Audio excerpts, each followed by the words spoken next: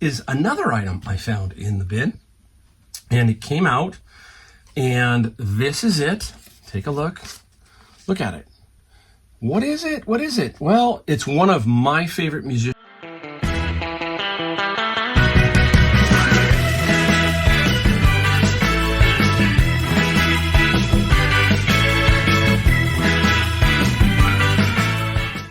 Hey everybody, Mike Golden State Picker back in the garage. It is 2023, first video. This is the first video. Everything else was shot in 2022. Here's the first one, and it's nothing great. No, I'm just kidding. It's a good video. I got 9 items. 9 items I'm going to show you that I sold. We're going to talk about 2 items I found in a bin today, and we're just going to talk about stuff as we go along like we normally do. First off, I want to tell you that the 2022 video totals, gross, and everything will be coming out pretty soon. So keep an eye out for that. You know, we do gross and net. We let you know everything I did to help inspire you, to help you see what I did, how I got there, all that kind of stuff. We got one special video also somewhere in here. You're going to have to hit the subscribe button, the like button to see it. It's actually kind of cool. I'm not going to tell you what it's about, but I did do it in North Carolina. Okay, so I'll let you know when you see it, you'll know what I'm talking about. And we've got these 9 items that sold, and they sold for a total of $565. What's my average sale number per day, item-wise? The number, 8 items. That's what I sell about a day, 8 items on eBay. Not a ton, but I average about $70 to $72 per item in general, okay? And this section here is $565, so pretty solid day. That doesn't include my Amazon FBA books. Now, think about it. If I do $335 in book sales, that's $900. If I do $435, that's $1,000. Okay, and I can tell you that with me and the way I do bins of books, that $400 is pretty simple to do for me. Maybe everybody else it's a little tougher, but for me, that's fine, and I'm happy. That's the key here, is making yourself happy with what you're doing. You can't worry about me, can't worry about anybody else. Focus on what you're doing, grow your business, and it'll just take off, and you'll just start to, I don't know how to explain it. It's just you start here, and next thing you know, you're climbing this ladder. You're climbing the ladder. So we'll get that video out soon. All right, we are in California, obviously, and right now we are getting bombarded by rain. Nuts. The rain is absolutely crazy. I can only remember one other time. It was about 20 years ago, maybe 18 years ago, and it rained like in January, I think, for 29 straight days throughout January or something. It was nuts. And this is the first time, though, I can tell you that the street above me has flooded. And I've never seen that in all the time that I lived here. So that shows you how much rain we're getting. It's just pretty wild. I like to call the drought over. That's just me. I know other people aren't going to want to say that because they're going to say, hey, the water flows to the ocean, the aquifers aren't full, all that kind of stuff. But I'm not going to get into that. But I feel that for me, it's over, okay? Nature has taken care of some stuff. Maybe we'll get into a drought in 2 or 3 years. Maybe nature will take over again. So that's just the way I feel about it. And it drives me crazy when certain people can't admit that, hey, maybe the drought's over. Say it. Don't be afraid to say it. Say, hey, you know what? We got rain. The drought is pretty much, maybe a thing in the past. All right. Now, the couple of things I got inside the bin of books today, we're going to talk about. One of them is it triggered me. Yep. Unfortunately, I got triggered. I don't know how, but I did. This book triggered me. The New Yankee Workshop by Norm Abram. Why did it trigger me? If you've been around long enough, you know that I used to own a furniture store, but I also built furniture for 5 years. And how did I get started? I used what they called a shopsmith. I went to one of the malls we had here. Back in the day, guys, we didn't have the internet. You had to go somewhere to actually buy something. So Shopsmith is out, I think, Ohio. And what they did was they would go to malls and they would demonstrate this 5-in-1 work tool. And I got fascinated. And it took me all weekend to buy it, but I convinced my wife, I need this, okay? And it turned out really good. And then I would start watching Norm Abrams and This Old House on PBS. Again, we didn't have the internet. We had to do it from this. And Norm would give you this supplement, this book supplement. He wouldn't give it to you. You had to buy it. And it had plans and stuff. And I built my first item from this book. And it was for me, it was a big issue because it was a big piece. I hated to start small. I went right for the big stuff. That's what I built. I built a hutch that Norm had built on Yankee Workshop. So back then we had VCR, so that was good. So I recorded the show and I would use the plans and all of that and go back to the show and watch what he was doing. And pretty much this is how I got my start in furniture. So it triggered me. Now, this is, I'm trying to give you some inspiration here. No matter what you do in life, something can lead to something bigger. Me, not knowing, it was kind of a hobby, pretty soon some things started to happen. Some people trusted me, they bought some stuff, and the next thing you know, I've got a business. And from there, I was building furniture. I enjoyed that. Then I had to take the next step, and that was a tough decision, but I made that next step, and pretty soon I had a retail furniture store with approximately 15,000 square feet. I sold everything from mattresses, dining rooms, couches, sofas, you name it. I sold it. And that's how I got my start. So that book today triggered me. Oh, I have fun on this channel, right, guys? All right, up next is another item I found in the bin. And it came out, and this is it. Take a look. Look at it.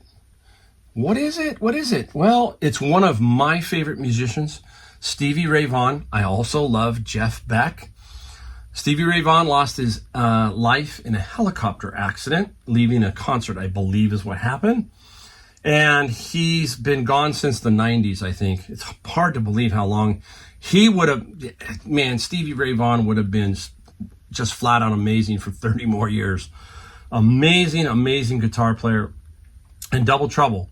So this shows up in the bin. It is in this, an eBay sandwich between eBay. And I'm looking at it. Okay, take a look. You can see it's got signatures. And you're thinking to yourself, is it real or is it fake? So how do you determine that without going to JSA or PSA or somebody saying, hey, can we get this authenticated, right? So you got to do a little bit of digging. That's what's so great about the internet. But there are some things you have to think about. First, you ask, why is it in the bin? Why would somebody throw that away? Period. Okay, why would it be tossed? That's a red flag. Why isn't it framed? It looks like it should have been framed.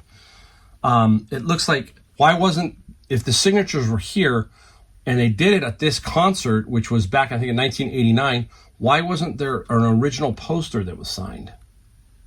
So you have to ask a lot of these questions, okay? Where is the certificate of authenticity? A lot of times there'll be a certificate of authenticity on the back. No. Yeah, but then you start to say, well, back then they didn't do a lot of that. You know, they didn't do a COA back in 1989, all that kind of stuff. You can see it says Stevie Ray Vaughan 89.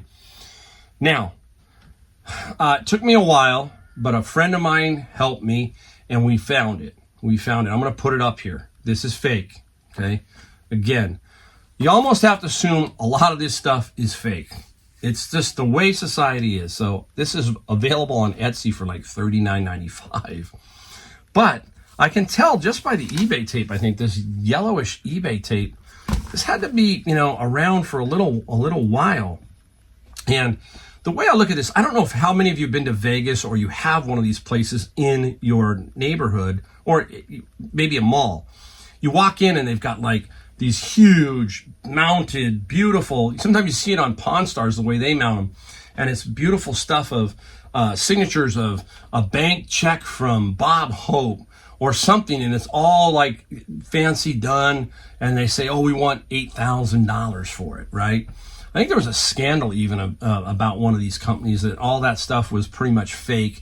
All the COAs were fake. So when you see this, this is kind of, okay, sold as a reproduction, that's cool. But it kind of gets out in society and people think it's real and somebody uses it and sells it as real and takes somebody's money. I mean, it's just kind of odd, right? So you got to be careful. You don't want to overspend for something like that. You know, just like be very cautious, all that kind of stuff. I kind of had that feeling about this, and I was correct. Okay, so you got to trust your instincts a little bit, all that kind of stuff. But again, you never know. You never know when you're going to run into it. You just got to be able to do the research on it. All right, let's get right into what's sold now. We got 9 items we're going to flash through here. We'll start with a $12.50 item. Yep, $12.50 for When Cucumber Aloe Moisture Intensive Hair Treatment.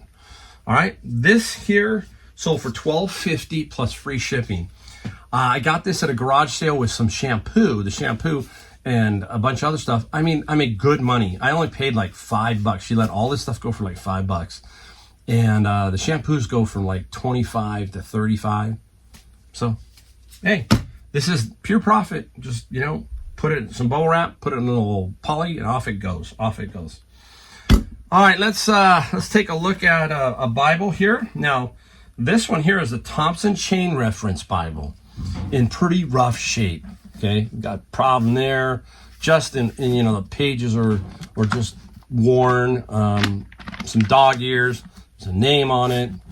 I don't like to throw this type of Bible away at all because there's somebody who definitely would want this one. Not a lot, $16 plus $8 shipping for this, even in this condition. Again, out of the bin of books. So, you know, me and Bibles, you always see it. I'm going to show you them over and over and over when I do find them, because I think there's good, solid money in there. And a lot of you who are living in, you know, let's put it this way, the Bible Belt, all that kind of stuff, you should be able to find a lot of this kind of stuff. All right, bin a book item, all about spelling. Level 4 teacher's manual. Found a bunch of these, and they're selling really well. I sold one for $39. And now this one here, it didn't sell for a ton, $18 plus $6 shipping. Homeschooling, we talk about that over and over. There's a lot of homeschooling out there going on today. Can you blame them? A lot different than when me and you went to school, right? It's gotten a little bit crazy out there. It's like nuts. So I can't blame people for homeschooling. I do it. If I actually, my wife and I did for a little while. But then we put them in a Christian school. We had to, you know, it seems crazy that you have to pay for something like that, right? To get what you want. But that's another subject. Don't get me going. All right, let's kick out. We'll just keep going because I got 2 more Bibles. This one here is the King James reference, Words of Christ, Concordance, Nelson. Pretty standard little Bible here. Oops, I didn't put the price down on this one. I don't think it was more than $16 to $20 for this, I think. I will put that up. So another Bible that sold.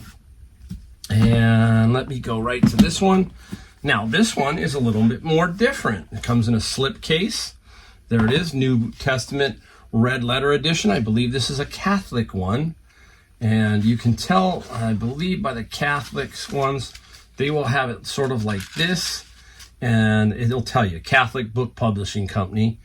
This is a really clean, older book here. This is a Bible.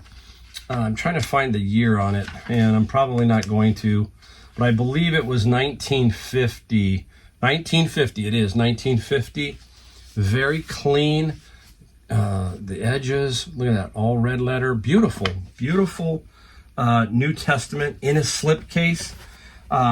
This one did sell for $40 plus $6 shipping. Okay, so there you go. Look, I can tell you, just keep digging for Bibles, keep looking for them. A lot of people just get rid of them, especially when somebody passes away. Children just get rid of them. If they don't mean anything to them, they're gonna toss them.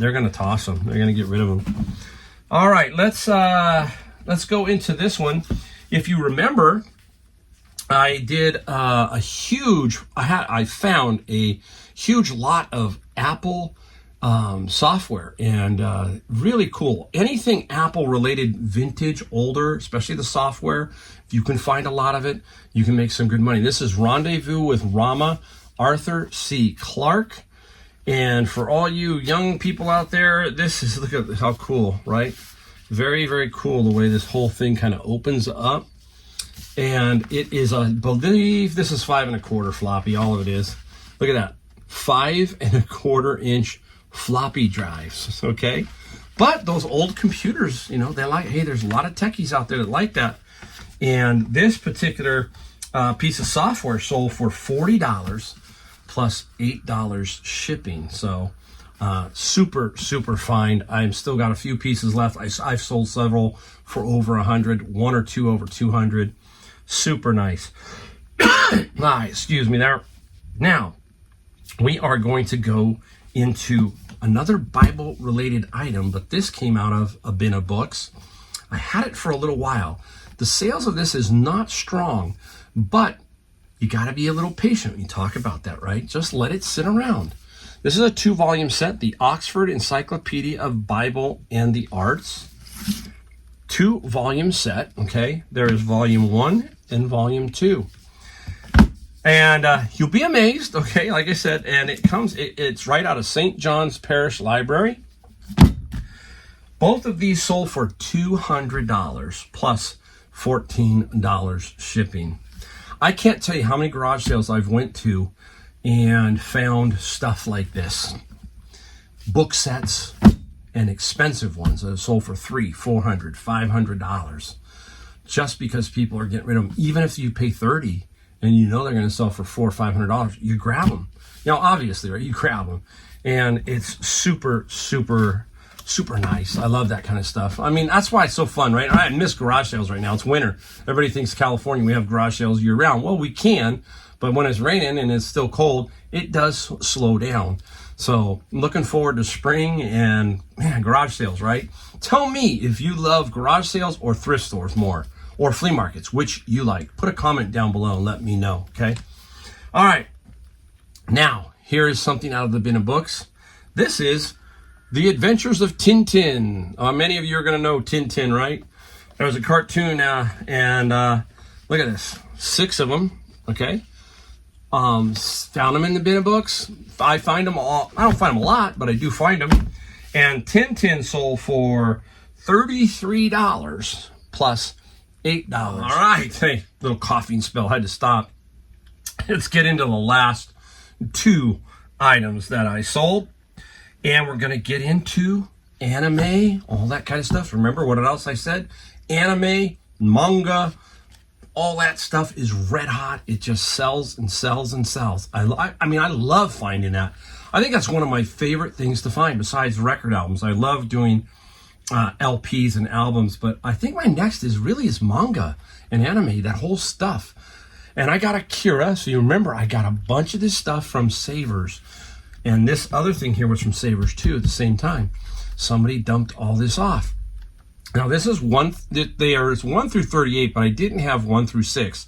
So I had 7 through 38.